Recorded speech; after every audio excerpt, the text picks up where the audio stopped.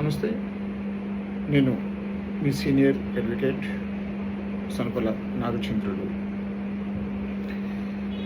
దీనికి ముందు లాయర్కి అడ్వకేట్కి ఉన్న డిఫరెన్స్ మనం మాట్లాడుకున్నాం.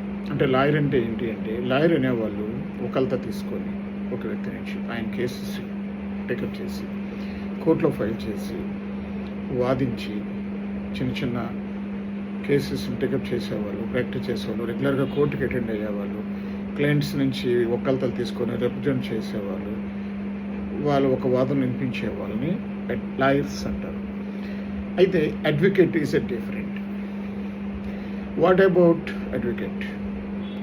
What about an advocate is a professional in the field of law, department, countries and legal systems